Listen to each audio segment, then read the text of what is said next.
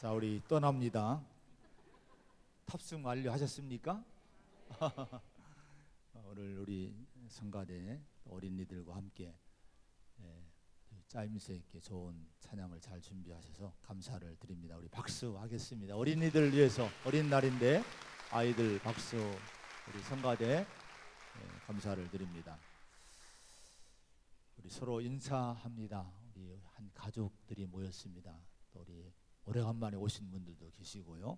우리 반갑습니다. 우리 인사합니다. 반갑습니다. 잘 지내셨습니까? 우리 한 가족입니다. 사랑합니다. 사랑합니다가 형 계속 어색해요. 그렇게 평생 하긴 뭐 평생 해도 사랑합니다 한마디 못하는 분이 계시대요. 어느 분은 TV 보니까 아내에게 사랑합니다 한마디 하라니까 결국 못하더라고요. 어떻게 사나 모르겠어요. 근데 진짜 고백을 해야 됩니다. 고백만 하면 또 뭐하냐 또 하는 분이 계시다고 하네요. 근데 사랑은요 내가 하는 거예요. 다른 사람이 하기를 원하지 바라지 말고 내가 하는 것이 사랑인 줄로 믿습니다. 결혼하고 나면은 제가 언젠가 우리 조카 결혼식 때 가보니까 남편 된 조카 사위 되는 친구가 그런 멘트를 하더라고요. 꽃길만 걷게 해줄게 그러더라고요. 너 살아봐라 속으로 그랬죠. 쉽지 않아요. 꽃길만 걷게 해준다는 쉽지 않아요. 방법이 있습니다. 이따 예배 끝나고 뒷길을 쭉 한번 부부간에 혹시 꽃길을 걷게 해주지 못해서 마음 상하신 부부가 있으면은 손잡고 빨리 가지 마시고 이렇게 뒷길로 이렇게 돌아가시면은 꽃길이 있어요. 얼마나 꽃이 환하게 피었는지 모릅니다. 너무 아까워요. 저는 늘 새벽마다 보고 그 길을 걷고 제가 꽃길을 걷고 있거든요. 근데 우리 교인들이 좀 꽃길을 걸었으면 좋겠다는 생각이 들어서 제가 알려드립니다. 그 꽃길을 한번 걸어가시고 손잡고 걸어가시면서 우리 꽃길을 오늘 몇 분만이라도 같이 걸어봅시다 하면서 좋은 분위기 속에 오늘 예배드리고 가시기를 축복드립니다. 오늘 어린이 주일이죠. 어린이 주일인데 어린이 주일은 유래가 1856년도 미국에서 이 레오날드라는 목사님으로부터 시작이 됐다고 합니다. 6월 둘째 주일을 어린이 주일로 그 교회에서 정하고 행사를 갖고 하다가 이것이 많은 교회로들부터 관심을 받기 시작을 한 거예요. 그러다가 1868년도에 미국 감리교회에서 정식으로 6월 둘째 주일을 어린이 주일로 정해서 지키기 시작을 했다고 합니다. 우리나라에도 그 영향을 받아서 처음에는 6월 둘째 주일을 어린이 주일로 지켜오다가 1956년도에 5월 첫째 주일을 어린이 주일로 변경해서 교회마다 지켜오고 있습니다. 우리 또 나라에서는 1923년도에 어린이날을 제정을 했죠. 그래서 어린이날을 따로 제정을 하고 1946년도에 5월 5일로 확정을 하고 지켜오고 있습니다. 자, 오늘은 어린이 주일인데 먼저 두 가지를 얘기를 하려고 그래요. 말씀을 나누려고 합니다. 어른이 아이들에게 배울 일이 뭔가? 어른이 아이들에게 그러면 뭘 행해야 될 것인가? 이 두 가지를 가지고 오늘 하나님 말씀을 듣고자 나누고자 합니다.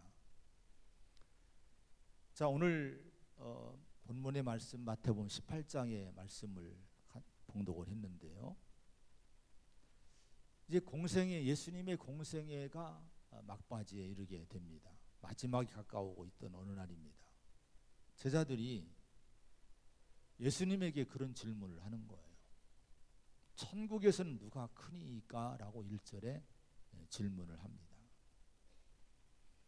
자, 제자들이 왜 갑자기 예수님에게 나와서 천국에서 누가 크니까, 누가 큰 자입니까? 라는 질문을 예수님께 했을까? 여기 천국이라는 단어를 썼는데 이 제자들이 정말 천국의 삶을 기대하면서 그 천국의 삶을 준비하기 위해서 진지한 선한 마음으로 그 질문을 했을까? 그런데 모든 해석자들과 이 본문이 이제 기록된 그 위치를 볼 때에 제자들의 질문의 배후에는 그런 선한 의도가 있지 않았다고 하는 겁니다. 제자들이 이 질문을 한 이유는 이제 예수님의 나라가 올 터인데 그 나라에선 누가 높은 자리에 올라가게 되느냐, 누가 가장 힘 있는 자리를 차지하게 되느냐에 대한 이 권력에 대한 욕심이 있었다는 거예요. 이런 욕심을 가지고 서로 견제를 하면서 누가 과연 그 나라가 되면은, 주님 나라가 되면은 높은 자리에 오를까, 이런 관심을 갖고 예수님께 질문했다는 겁니다. 이런 제자들의 마음의 그 의도를 꿰뚫어 보신 예수님이 이들을 가르치기 위해서 주변에 있던 한 어린아이를 부릅니다. 이리 와. 부르고는 중앙에 세우고 예수님이 교훈을 하신 거예요. 자, 3절, 4절, 5절의 말씀을 한번 같이 봉독을 합니다. 3절, 4절, 5절입니다. 시작.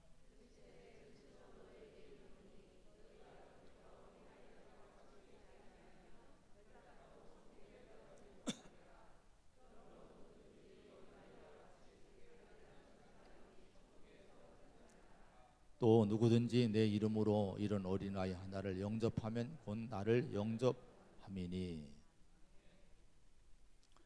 제자들의 관심이 뭐였다고 했습니까? 주님이 세우시는 나라에서 과연 누가 높으냐, 누가 큰 사람이 되느냐에 대한 이 문제가 그들의 관심이었어요. 근데 예수님은 그런 제자들 가운데 어린아이 하나를 불러다가 세워놓고 이렇게 가르치는 거예요. 너희가 돌이켜서 이 어린 아이들과 같이 되지 아니하면 결단코 천국에 너희는 못 들어간다. 이렇게 말씀을 합니다. 여기 돌이켜라고 하는 말씀을 하고 있는데요, 이건 돌이켜라는 것은 생각을 바꾸라는 거예요. 공동번역에 생각을 바꾸어 이렇게 번역을 했습니다. 우리 주님이 제자들에게 너희 생각을 바꿔야 된다, 이렇게 말씀하신 겁니다. 여러분, 우리가 하나님의 백성이 되었고 예수 그리스도를 따르는 주의 백성이 됐습니다. 이걸 신앙생활을 한다라고 얘기합니다. 그럼 신앙이 뭡니까? 신앙은 우리의 생각을 바꾸는 거예요. 마음을 바꾸는 것이 신앙생활입니다. 로마서 12장 2절에 너희는 이 세대를 본받지 말고 오직 마음을 새롭게 함으로 변화를 받아라, 이렇게 말씀을 합니다. 신앙은요, 마음을 새롭게 하는 거예요. 옛날 내가 예수 믿기 이전에 갖고 있던 그런 생각들을 전부 버리고 새로운 생각, 새로운 마음으로 내 마음을 채우는 거예요. 에베소 4장 22절 23절에 너희는 유혹의 욕심을 따라 썩어져가는 구습을 따르는 옛사람을 벗어버리고 오직 너희의 심령이 새롭게 되어, 이렇게 말씀을 합니다. 자, 심령이 새롭게 되어라는 말씀은 마음과 생각을 새롭게 가지라는 거예요. 우리가 여러분 신앙생활 하면서 늘 관심 가져야 되는 것이 뭡니까?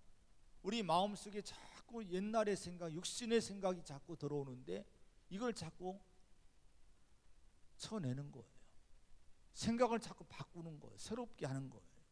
그래서 로마서 8장 5절, 6절, 7절에 보면은 육신을 따르는 자는 육신의 일을, 영을 따르는 자는 영의 일을 생각하나니 육신의 생각은 사망이요 영의 생각은 생명과 평안이니라. 육신의 생각은 하나님과 원수가 된다, 이런 말씀을 하십니다. 자, 우리가 분명히 성령을 따르는 하나님을 따르는 하나님의 백성이라 하면은 육신의 생각을 버려야 된다는 거예요. 이 생각은 사망이요 하나님과 원수가 된다는 거예요. 여러분, 이 생각을 바꾸는 싸움을 하지 않으면 믿음 생활 못합니다. 내 마음을 바꾸는 이 고민과 묵상이 없으면요, 우리는 깊은 믿음 생활 할 수가 없는 거예요. 내가 교회에는 나와 있는데 마음속은 온통 세상의 생각으로 가득 차 있고, 내가 기도하고 찬양은 하는데 헌금을 하는데 마음은 변하지 않았다면 하나님은 그 모든 것 천국에 관계없는 일들이라고 말씀하시고 있는 겁니다.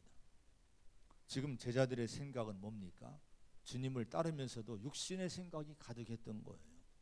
욕심, 탐욕, 권력욕, 다른 사람보다 더 높아지고 더 존경받고 더 큰 힘을 행사하며 살고 싶은 마음이 제자들에게 가득했어요. 그런 제자들에게 주님은 너희가 그 생각을 바꾸어 이 어린아이처럼 되지 않으면 결탄코 하늘나라에 들어가지 못한다, 이렇게 말씀을 한 겁니다. 마음과 생각을 늘 살펴보시기를 바랍니다. 매일 우리는 이 작업을 게으르게 하지 말아야 됩니다. 오늘 주님이 구체적으로 가르치셨죠. 돌이켜 어린 아이들과 같이 되지 아니하면 결단코 천국에 들어가지 못하리라, 이렇게 말씀했고, 그러면서 누구든지 이 어린아이와 같이 자기를 낮추는 사람이 천국에서 큰 자가 된다, 이렇게 말씀을 했습니다. 자, 어린아이처럼 되라고 하는 거예요. 아이들처럼 되라고 하는 거예요. 애들처럼 좀 낮아지라고 하는 거예요. 근데 문제는 요즘에 어린아이처럼 좀 낮아지고 겸손하고 순진하고 순수하고 뭐 이렇게 해야 된다 하면 사람들이 고개를 절레절레 흔들어요. 아니, 목사님, 요즘 애들이 뭐 순수합니까? 애들이 뭐 겸손합니까? 뭐 욕심이 없어요? 얼마나 욕심이 많은데요. 이렇게 얘기하면 할 말이 정말 없을 정도로 요즘 아이들 모습 속에 부정적인 모습들을 실은 많이 발견하게 됩니다. 그러나 주님이 오늘 돌이켜 어린 아이들과 같이 되라고 하셨다고 하면은 우리는 진지하게 주님이 어린 아이들에게 뭐를 주목했는가, 주님이 뭐를 보시고 어린 아이들 속에 어떤 면을 주목하시고 이 말씀했는가를 우리가 좀 찾아봐야 된다 하는 거예요. 무엇보다도 어린 아이와 같이 자기를 낮추는 사람이 되라고 말씀하지 않으셨습니까? 그러면 주님이 말씀하신 그 어린 아이들에게 있는 낮아짐이란 것이 과연 뭘까? 이걸 우리가 깊이 묵상을 해봐야 됩니다. 지난 수요일 설교에 박홍식 목사님이 우스갯소리로 딸 수인이 돌반지, 금반지 얘기를 했어요. 금반지가 많이 있는 줄 알았더니 뭐 하나 반인가 두 개인가 있대요. 그런데 그것이 어른들이 볼 때는 그래도 이제 값도 나가고, 요즘 한 돈에 뭐 30만 원이라나요? 이게 뭐 값이 나가는 거예요. 그래서 제가 엊그제 수인이한테 그 어린 우리 목사님 딸에게 농담으로, 야 수인아, 너 금반지 잘 챙겨라, 아빠가 노리고 있다, 이렇게 말했는데, 이 4살짜리 어린아이인 수인이는요 그 금반지가 있는지도 몰라요. 도통 관심이 없어요. 그저 옆에 엄마 아빠만 있으면 만족하고 아이스크림 하나면 얼굴이 환해지고요, 행복해하는 것을 볼 수가 있었습니다. 바로 주님은 어린아이들의 그런 면을 주목해 보셨다고 하는 겁니다. 그래서 유진 피터슨 목사님이 이 3절 4절을 이렇게 번역을 했습니다. 처음으로 돌아가서 어린아이처럼 다시 시작하지 않는 한 너희는 천국은 고사하고 천국을 보지도 못할 것이다. 누구든지 이 아이처럼 꾸밈없이 순진해지면 하늘나라에서 높은 서열에 들 것이다, 이렇게 번역을 했습니다. 우리가 돌이켜 보면은, 우리라고 할 것 없어요. 제 자신도 돌이켜 보면은 얼마나 제 마음이 순수함에 사라졌는지, 얼마나 마음이 교만이 많은지, 내가 잃어버리고 있는 너무 많은 것들이 있는 걸 발견하게 됩니다.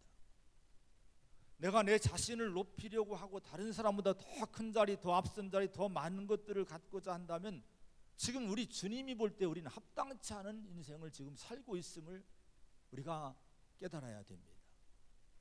다른 사람이 나보다 앞서고 높아지고 큰 자가 되는 것에 대해서 시기심이 일어나고 마음에 분노가 생긴다면 이건 지금 내 자신 너무 올라가 있는 거예요. 너무 높아져 있다고 하는 거예요. 주님은 그런 우리들에게 마음을 돌이키라, 마음을 바꿔야 된다고 말씀하고 있는 겁니다. 갓 태어난 아이들처럼 우리도 처음으로 돌아가서 새롭게 시작을 해야 된다고 하는 거예요. 그렇게 하지 않고 그냥 이 모습으로 산다고 하면은 천국은 고사하고 천국을 보지도 못할 것이라고 강력하게 주님은 경고를 하셨습니다. 참 생각을 많이 할 부분이지 않습니까? 우리가 얼마나 우리의 순수함이 사라지고 있는지, 내 마음이 얼마나 이 순수함을 잃고 있는지, 얼마나 오만해 있는지 우리가 여러분 어린 아이들을 통해서 배워야 된다 하는 거예요. 여기 구체적으로 주님은 제자들에게 낮추라고 하셨죠. 어린 아이처럼 자기를 낮추라. 이 낮춘다고 하는 것은 언어에 보면 평지로 만든다는 거예요. 굴곡이 있는 것들, 높은 것들을 전부 깎아서 언덕들을 파내고 골짜기를 메우기 위해서 여러분 평평하게 만드는 것을 낮춘다, 이렇게 여러분 단어가 그런 단어입니다. 자, 이런 단어는 또 어떤 용도로 썼는가 하니 사회적으로 지위와 영향력이 보잘것없다, 권력이 없다, 이런 의미를 담고 있고요. 또 비천에 처할 줄 안다, 또 겸손하다, 이런 의미가 담겨 있습니다. 특별히 오늘 어린이 주일에 어른들이 아이들로부터 배워야 될 점들, 낮추라고 하신 주님의 이 말씀을 통해서 우리가 오늘 생각해 보고자 하는 말씀은 겸손이라는 거예요. 겸손. 자, 우리는 오늘 이 어린이날에 어린이들을 위해서 뭔가 하기 전에 우리 어른들이 먼저 정말 순수해지고 또 겸손해져야 된다고 하는 거예요. 먼저 하나님 앞에 겸손하시기를 간절히 부탁을 드립니다. 하나님 앞에 겸손이란 것이 뭘까요? 하나님 앞에서의 겸손은요, 내 연약함을 알고 하나님을 의지하는 것이 겸손입니다. 어린 아이들의 특징이 뭘까요? 애들은요, 모든 것을 부모님만 믿는 거예요. 부모님만 의지합니다. 얘가 돈 버는 것이 없어요. 지금 이 경제가 얼마나 어렵습니까? 근데 애들이 걱정하는 거 봅니까? 여전히 애들은 여러분 신나서 놀고 있습니다. 부모님 지금 막 속이 타는데요, 애들은 걱정이 없어요. 왜 그렇습니까? 부모님 의지하는 거예요. 철저하게 여러분 어린일수록 밑으로 내려갈수록, 나이가 어릴수록 자기 부모를 믿고 의지하는 마음은 아주 순진하고 순수하고 철저합니다. 객관적으로 보면 그 아이의 부모는 부족해요. 형편없어 보여요. 근데 그 아이들은 자기 부모라고 하면 부모가 다인 거예요. 어린아이일수록 그 아이는 부모에 대해서 의지하면 추후에 의심이 없습니다. 다 맡기고 다 기대를 합니다. 근데 우리 믿음에서 바로 그것이 겸손이라고 하는 거예요. 그 다음에 여러분, 교만은 그럼 반대로 교만은 뭘까요? 교만은 하나님 의지하지 않고 하나님의 도움에 대해서 절실해하지 않고 내 힘과 내 실력과 내 경험과 내 자원을 의지하고 사는 것이 교만이라고 하는 거예요. 그런 사람들을 세상에서는 야, 저 사람 의지가 강해, 저 사람 정말 실력 있어, 능력 있어 인정해 줄지 모르지만은 영적으로 그 사람은 교만한 사람이라고 하는 거예요. 하나님이 원하시는 사람은 누굽니까? 겸손해서 모든 일에 하나님을 의지하고 정말 사소한 작은 일이라 할지라도, 어제 내가 그냥 그 일들을 무사하게 한 일이라 할지라도, 자신 있게 한 일이라 할지라도 오늘 하나님께 그 일에 대해서 하나님께 맡기고 하나님 도와주세요, 하나님 은혜가 필요합니다라고 기도하며 사는 성도가 겸손한 사람이라고 하는 거예요. 여러분, 겸손한 성도가 되시기를 축원드립니다. 매사에 하나님 의지하시기를, 하나님 인정해 드리기를 축복을 드립니다. 이 세상은 교만해요. 세상에 여러분 이 정치나 경제나 모든 문화나 모든 세상을 보면 다 교만한 문화예요. 교만한 세상입니다. 여러분, 교만의 특징이 뭡니까? 영적으로 교만하면 하나님의 음성을 안 듣는 거예요. 하나님의 가르침을 받지 않는 거예요. 세상이 너무 자신 있으니까 하나님을 듣지 않는 거예요. 하나님 말씀을 그들이 거부하는 겁니다. 인간의 힘으로 유토피아를 만들 수 있다는 거예요. 사람의 머리와 실력으로 얼마든지 좋은 사회를 만들 수 있다고 하는 거예요. 이런 교만한 세상의 위험이 뭡니까? 결국은요, 하나님의 절대 진리를 잃어버리면 결국 그들이 만들어내는 문화나 문명이나 모든 것들이 죄악의 문화, 죄악의 문명이 돼버리고 마는 거예요.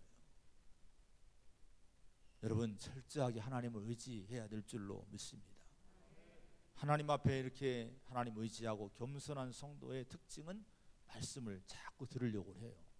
매일매일 주님이 뭐라고 말씀하시나, 하나님 말씀은 뭔가, 이걸 자꾸 묵상을 합니다. 그리고 겸손한 성도는 늘 기도합니다. 매일매일 어떤 일을 하기 전에 먼저 기도하는 거예요. 기도하고 하나님께 맡기는 거예요. 전에도 한번 대의그룹 최의승 장로님에 대한 간증을 한 적이 있는데, 이분 책을 보면 간증이 참 많아요. 이분이 어느 자동차 부품 생산 공장을 운영을 하는데 해외 여러 자동차 회사에 납품을 한다고 합니다. 근데 어느 날부터 생산 라인에 문제가 생기기 시작을 한 거예요. 좀 오래전 일입니다. 2006년도 일이라고 합니다. 생산 라인을 가동하면 삑삑 하면서 경고음이 울려 퍼지고 이 작동이 중단이 되는 거. 하루에 어떤 데 11번씩이나 중단되는 거예요. 그동안 회사가 거의 불량품이 없었답니다.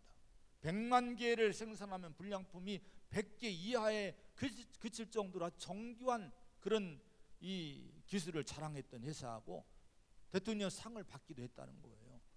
근데 어쩐 일인지 어느 날부터 한꺼번에 문제가 발생하기 시작을 하는데 수출도 못하고 3개월을 지나고 말았답니다. 해외에서 그 물건을 독촉하는 독촉이 빗발쳤습니다. 근데 제품을 만들 수가 없는 거예요. 고민하더니 최 장로님이 완전 절망을 선포합니다. 아무리 찾아도 그 원인을 못 찾은 거예요. 회사 출근하지 못하고 자기 아내에게 여보 다 끝났어요.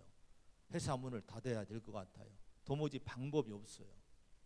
나 이제 백기를 들었어요. 마지막 기도원에 가서 기도원아 실컷 하고 올 생각이요. 집을 나서는데 아내가 따라오더랍니다. 근데 교회에서 지은 기도원이 교회 기도원이 있었는가 봐요. 근데 급하게 하느라고 열쇠를 못 가지고 가서 기도원 문도 못 따고 그냥 기도원 밖에서 그냥 그 문 밖에서 무릎 꿇고 기도를 하기 시작했다는 거예요. 근데 이분은 평소에 무슨 뭐 사업하는 분이고 좀 냉철한 분이기 때문에 또 이성적인 분이기 때문에 막 감상적인 신앙생활을 하는 걸 싫어했대요. 막 울고 막 이런 걸 싫어했는데 그 시간 그 기도원 문 앞에서 기도하는데 무릎 꿇는 순간부터 눈물이 막 터져나오기 시작하더라는 거예요. 엉엉 울면서 하나님 앞에 울부짖으면서 기도했다는 거예요.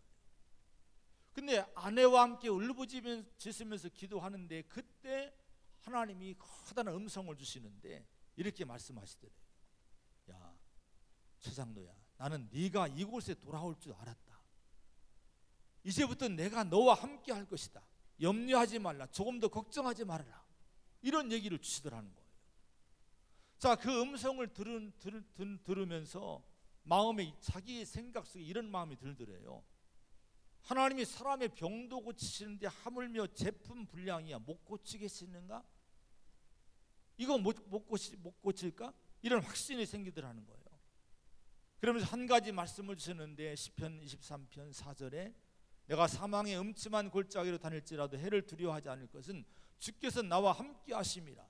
주의 지팡이와 막대기가 나를 안위하시나이다. 이 말씀을 불현듯 주시더라는 거예요. 응답으로 믿고 우리 주님이 나와 함께 하신다는 믿음을 가지고 이제 기도원에서 돌아오게 되는데 공장장으로부터 그때 전화가 왔답니다. 흥분된 목소리로 회장님 방금 기계의 결함을 찾아냈습니다. 우리가 강도를 잘못 맞춘 겁니다. 왜 이걸 진작 찾아내지 못했는지 모르겠습니다. 이렇게 보고를 하더라는 거예요. 너무 쉬운 일인데도 여러분 상식적인 일인데도 3개월 동안 그걸 못 찾아냈었다는 거예요. 하나님께 항복하고 기도하고 의지하고 났더니 여러분 이런 문제가 여러분 금방 이 문제가 다 해결이 됐더라고 하는 거예요. 하나님 앞에 나와서 항복하고 눈물로 기도하는 그 순간에 기계의 작동이 정상으로 돌아오게 됐고 그 팀들에게 그 눈이 떠지게 했다는 거예요. 여러분, 하나님의 도움이 없으면 안 될 줄로 믿습니다. 겸손하시기 바랍니다. 모든 거 하나님께 의지하고 기도하고 묻고 하나님 음성을 듣고 사는 영적 습관을, 겸손한 습관을 들이시기를 축원을 드립니다. 사람 앞에 겸손해야 됩니다. 여러분, 오늘 말씀의 제자들이 천국에서 누가 크니까 질문한 것에서 볼 수 있는 것이 뭡니까? 제자들은 은연중에 겸손보다는 교만이 지금 마음에 꽉 찼다는 거예요. 내가 저 사람보다 높아야 되는데, 저 사람보다 위에 올라가야 되는데, 이런 마음이 꽉 차 있었던 거예요. 자, 예수님은 하나님과 동등하신 분이시면서도 그 높은 자리를 다 내려놓고 이 낮은 이 천한 이 땅이 죄인의 모습으로 오셨는데, 그런 주님을 따르고 배운다는 이 제자로 살았음에도 불구하고 그들은 조금 더 겸손하신 주님을 배우지 못했고 닮지를 못했다 하는 거예요. 신앙이 뭡니까? 예수님 닮는 거예요. 이런 믿음이 뭡니까? 우리 주님을 닮아가야 되는 거예요. 내가 예수님 닮지 못하면 무슨 믿음의 의미가 뭐가 있습니까? 여러분, 예수님 닮으시기를 축원드립니다. 겸손하신 주님을 닮으시기를 축원을 드립니다. 주님은 낮아지고 또 낮아진 분이 우리 주님인 거예요. 인자가 온 것은 섬김을 받으려 함이 아니라 섬기려 하고 이렇게 말씀을 했습니다. 근데 이 겸손이 우리가 너무 없어요. 사람들 앞에 우리 겸손이 너무 없는 걸 보게 됩니다. 참 낮아지고 섬기는 자리에 서시기 바랍니다. 유영무 목사님이 자기 교인들에게 이렇게 요청을 종종 한답니다. 월요일부터 토요일까지 회사에 나갈 때는 운전사가 운전하고 사장님들이 앉아 가지만은 우리 교인들 가운데 혹시 사장님이 계시면은 교회 올 때만이라도 운전을 할 줄 모르면 모르겠거니와 운전할 수 있으면은 운전자들이 운전하고 오도록 하지 마시오, 이렇게 부탁을 했답니다. 주일만큼만은 사장님들이 운전하고 운전사 가족을 뒤에 태고 오십시오, 이렇게 부탁을 한대요. 이게 겸손이라고 하는 거예요. 이게 섬김이라고 하는 거예요. 여러분, 이해가 안 가십니까? 실은 여러분, 주님이 제자들의 발을 씻겼듯이 정말 우리 성도는 주님을 따르는 사람이라 하면은 이런 겸손의 자리에 나를 내려 놓을 줄 아는 성도가 되어야 될 줄로 믿습니다. 이런 성도가 주님 천국에서는 큰 자라는 거예요. 이런 성도가 이 천국의 높임을 받는 자라고 하는 거예요. 여러분, 낮아지시기를 축원을 드립니다. 어른이 아이들에게 해야 될 일이 있습니다. 2절에 보면 예수께서 한 어린 아이를 불러 그들 가운데 세우시고 이렇게 말씀했습니다. 오늘 주님은 어린 아이를 불러서 제자들 가운데 중앙에 세우셨어요. 이 말씀에서 우리가 힌트를 얻는 것이 뭡니까? 우리가 배울 것이 뭡니까? 어린 아이들을 중요하게 여기라고 하는 거예요. 이 당시는요, 애들이 그렇게 중요하게 여김받지 않던 때입니다. 여러분, 가정에서나 교회에서 우리는 어린아이들에 대한 생각을 좀 바꿔야 됩니다. 소홀히 여기는 마음을 갖지 말고 정말 그 마음을 중요하게, 여러분, 어린아이들에 대한 중요성을 가지고, 물론 요즘 가정은 또 너무 애들해서 문제는 되지만은 그런 중요성이 아니라 정말 믿음 안에서 우리가 중요하게 생각을 하고 정말 신앙으로 잘 세울 수 있는 교회가 되고 성도가 되어야 된다 하는 거예요. 교회에서도 사역에서 어른 중심이 아니라 애들을 좀 많이 배려를 해야 될 줄로 믿습니다. 이거 위해서는 여러분, 애들 위해서 시설도 필요하고 애들 위해서 정말 환경도 만들어 줘야 되고 어른 중심이 아니라 좀 애들 위한 것들이 필요하다고 하는 거예요. 우리 교회가 앞으로 그런 면에 좀 할 일이 좀 있어요. 자, 5절의 말씀 한번 읽어보겠습니다. 5절입니다. 5절 시작. 또 누구든지 내 이름으로 이런 어린 아이 하나를 영접하면 곧 나를 영접함이니. 자, 아이들을 중요하게 여기고요, 여기 애들을 영접을 하래요. 근데 영접하는데 어떻게 영접하라는 것입니까? 어떻게 영접하래요? 내 이름으로 이런 어린아이 하나를 영접해라, 이렇게 말씀을 합니다. 자, 여러분, 이 말씀을 여러분 잘 묵상을 해보시기 바랍니다. 공동 번역에 보면요, 나를 받아들이듯이 이런 어린아이 하나를 받아들이는 사람은 곧 나를 받아들인 사람이다, 이렇게 말씀을 했습니다. 그러니까 예수님께 하듯이 아이들에게 하라는 거예요. 주님을 영접하듯이 아이들을 그렇게 영접해주고 환영해주라고 하는 거예요. 우리 가정에서나 여러분 교회에서, 특별히 가정에서 아이들이 있으면요, 주님의 이름으로 그 아이들을 돌보시기 바랍니다. 이게 무슨 얘기인가 하니, 믿음으로 애들을 돌봐야 된다는 거예요. 자꾸 먹어라 먹어라, 좋은 것만 먹이려고 하지 말고, 좋은 것만 입히려고 하지 말고, 여러분 영혼, 그 아이들의 영혼을 돌아보면서 주님의 이름으로 이 아이가 잘 자라고 있는가, 신앙적인 면을 우리가 돌아봐야 된다 하는 거예요. 자, 여러분, 특별히 하나님의 목적 안에서 이 자녀들을 볼 수 있는 영안이 떠지기를 바랍니다. 이 아들이 앞으로 어떻게 성공할 거냐, 어떤 공부를 할 거냐, 어떻게 진로를 정할 거냐가 이게 문제가 아니라, 실은 우리 기독 성도들은요, 여러분 주님의 이름으로 아이를 영접하라는 것은 하나님의 목적 안에서 애들을 좀 보라는 거예요. 신앙의 목적에서 애들을 보라는 거예요. 그 목적 안에서 신앙적으로 이 아이들을 잘 양육하고 이 아이들을 키우고 인도해주는 가정이 되어야 된다고 하는 거예요. 제 부모님께서는 늘 교회를 저희를 데리고 다니시고 공부를 못한다고 혼을 내신 적은 별로 없었어요. 그러니까 여러분, 공부를 잘했는지 못했는지 물어볼 건 없어요. 어쨌든 우리 부모님은 그 문제는 우리 부모님도 얘기를 안 했으니까. 근데 교회를 가고 안 가고에 대해서는 얼마나 예민한지 몰라요. 행여나 그런 일은 없지만은 한번 그런 일이 있었는데 얼마나 혼을 내는지 몰라요. 주일날 교회 안 가고 놀러 갔다 왔거든요. 우리 할머니가 부지깽이를 들고 이리 와 이놈, 얼마나 혼을 내는지요. 지금도 그 기억이 난다니까요. 여러분, 정말 우리 영적인 면에서는 단호하고 분명하게 아이들을 어릴 때부터 잘 양육하고 하나님의 목적으로 애들을 잘 키우시기를 부탁을 드립니다. 하나님의 애들을 돌보셔야 되는 거예요. 우리가 아무리 애를 써도 하나님이 그 아이들을 자라게 하지 않으면 안 되는 거예요. 여러분, 교회에서 여러분 축복받게 하고 주의 종들의 축복을 받게 하고 자꾸 기도받게 하고 예배드리게 하고 신앙의 환경 속에 살도록 만들어줘야 된다 하는 거예요. 6절 7절의 말씀을 한번 보겠습니다. 6절 7절입니다. 시작.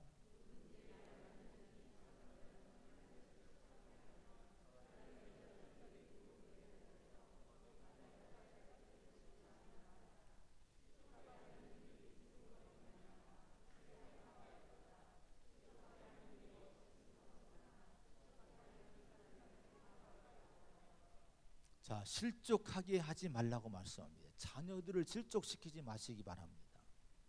실족한다는 것이 넘어지게 하는 거예요. 죄짓게 하는 거예요. 뭔가 그 인생이 쓰러지게 하는 거예요. 상처받고 자녀들이 부모에게 실은요, 아이들 나중에 물어보면요, 상담을 해보고 설문조사해보면 부모에게 상처받는 것이 얼마나 많은지 몰라요. 부모들이 조심을 해야 된다는 거예요. 책망과 훈계를 할지라도 인격을 무시하고 인격을 깎아내리는 그런 책망을 하면 안 된다는 거예요. 예를 들어 거짓말을 하는 자녀가 있어요. 이 거짓말쟁이, 거짓말을 하는 너 나쁜 애야, 이런 식으로 하면 인격을 자체를 꺾는 거예요. 나중에 이것이 나중에 큰 상처가 됩니다. 이렇게 하지 말고 엄마는 여전히 아빠는 너 사랑해, 너 정말 내가 귀해, 그러나 거짓말은 나쁜 거야, 이런 식으로 해야지. 너 거짓말쟁이 하면서 이러면 애들의 인격이 꺾어지는 거예요. 이렇게 하지 말라는 거예요. 그리고 이런 부모들이 먼저 자녀들에게 뭘 요구하기 전에 부모들이 잘 살아야 됩니다. 오늘 새벽인가 부모들이 잘 살아야 되는, 자손들의 부모가 잘 살아야 되는 거예요. 어느 부부가 그렇게 싸워요. 늘 부부 다툼이 많은 거예요. 하도 싸우니까 어린 자녀가 엄마에게 물었대요. 엄마, 아빠랑 어떻게 결혼했어? 연애 결혼했어? 아니. 중매 결혼했어? 아니. 그럼 어떻게 결혼했어요? 그랬더니 사기 결혼.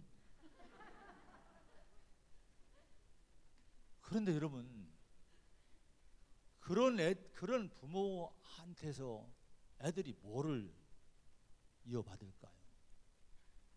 얼마나 상처가 클까요? 아, 우리 부모, 우리 엄마 아빠 사기 결혼으로 우리 결혼했대.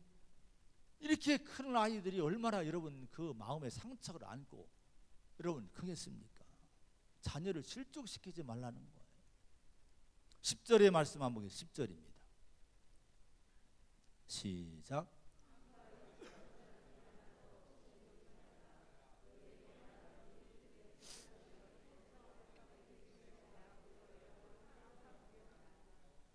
자, 자녀를 업신여기지 마시기 바랍니다. 업신여긴다는 멸시한다는 거예요. 여러분, 가정사역자이신 이기복 교수님, 지금 목사님 안수도 받은 분인데요, 여자분인데요, 이분이 자녀들을 은혜의 법으로 가르치라고 이를 가르쳤습니다. 자, 은혜의 렌즈로 자녀를 보라는 거예요. 은혜의 사랑을 표현하기를 연습하고 자꾸 실천을 하라는 거예요. 은혜의 법을 자녀들에게 적용한다면 은혜의 축복이 자녀들과 가정에 임하게 된다는 거예요. 근데 우리는 자신도 모르게 은혜의 법보다도 율법적으로 자꾸 비난하고 정죄하고 지적하고 이것이 습관이 되어 있어 가정마다 부모들이 그렇게 많이 한다는 거예요. 잘 들어보세요. 우리 말이나 표현 속에 나타나는 은혜가 아닌 것들, 우리가 흔히 평소에 늘 쓰는 것들이에요. 실은요. 야, 남보기에 창피해. 다른 사람도 뭐라고 하겠니? 너 착하고 말 잘 들여 엄마가 사랑할 거야. 뭔가 조건을 자꾸 거는 거예요. 반드시 너 성공해야 된다. 너 벌 받는다. 너 나쁘구나. 너 큰일이다. 철저히 반성해봐. 이런 것들이 율법적인 여러분 태도라는 거예요. 은혜가 그 속에는 없다는 거예요. 여러분, 이런 것보다 우리가 하나님이 무조건적으로 조건 없이 나를 사랑하셔서 내 구원받았듯이 이 은혜의 사랑을 자꾸 그들에게 알려주고 보여주고 실천해주고 얘기해주라고 하는 거예요. 거듭거듭 전달하라고 하는 거예요. 왜 그런 거 아니? 자녀들이요, 부모로부터 여러분 이 하나님의 은혜를 간접으로 충분히 경험을 해야 된다는 거예요. 그러면 나중에 어떤 일이 있는 거 아니? 자녀들에게 하나님이 너를 은혜로 사랑하신다라고 말할 때 자녀들이 그때 아, 엄마 나 알아. 그게 무슨 뜻인지 알아. 엄마가 나를 사랑하신 그 사랑 그처럼 말이지, 그 사랑 말이죠. 이렇게 이해를 한다는 거예요. 부모가 여러분 율법적으로 대다가 은혜를 얘기하면요, 은혜를 모른다는 거예요. 자녀들을 되도록 은혜로 덮으시고 은혜로 영접하고 은혜로 키우시기를 축원을 드립니다. 그 애들이 나중에 자라면 회복도 잘 된다고 하는 거예요. 마지막 14절의 말씀을 한번 보겠습니다. 14절입니다. 시작. 이와 같이 이 작은 자 중에 하나라도 잃는 것은 하늘에 계신 너희 아버지의 뜻이 아니니라. 여러분, 자녀를 잃어버리지 마시기 바랍니다. 영혼을 잃어버리지 않기를 바랍니다. 믿음을 잃지 않도록 우리 부모는 도와줘야 됩니다. 잃어버린다는 것은 영혼이 믿음에서 떠나는 거예요. 하나님을 떠나는 거예요. 이것이 하나님 편에서는 잃은 양이 되는 거예요. 혹시 잃은 양 같은 자녀들은 없습니까? 있으시더라고요. 자, 근데 12절을 보면요, 잃은 양이 있을 때 목자는 99마리 양을 다 두고 그 잃은 양을 찾으러 가는 거예요.